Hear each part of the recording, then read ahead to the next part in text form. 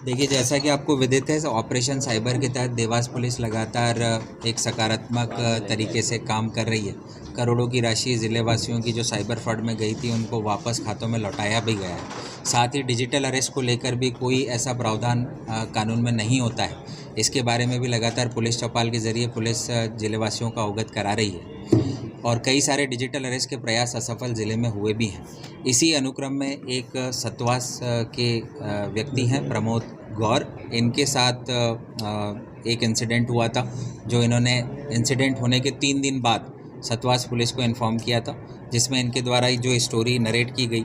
प्रमोद गौर एक retired teacher हैं और रिटायरमेंट के जस्ट बाद इनको जो अमाउंट गवर्नमेंट सर्विस के अलग अलग प्रावधानों का मिलता है, उसकी इन्होंने एफडी करवाई हुई थी और अचानक से उस एफडी को तुड़वा कर करीब 20 लाख की राशि इनके खाते से हस्तांतरित हुई थी।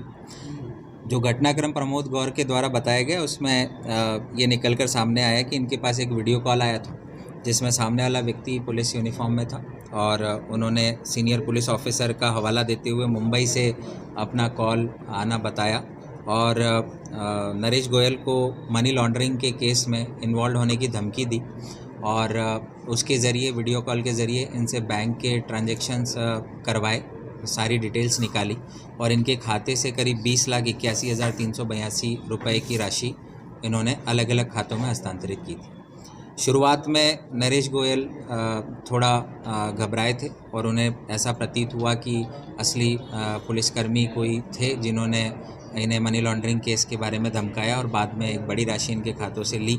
लेकिन जब इन्हें बाद में समझ में आया तो 3 दिन के बाद ये सतवास पुलिस स्टेशन पर रिपोर्ट किए। उक्त गंभीर घटनाक्रम को तत्काल संज्ञान में लिया। हमारी additional SP rural Saumya Jain madam के ओवरऑल लीडरशिप में हमने एक सेपरेट टीम गठित की। सतवास पर 302/25 एक अपराध दर्ज किया गया और इस पूरे केस का खुलासा किया गया। लगातार लगभग 30 दिन तक हमारी टीम लगी रही। महाराष्ट्र, गुजरात, दिल्ली के अलग अलग स्थानों पर हमने दबिश दी।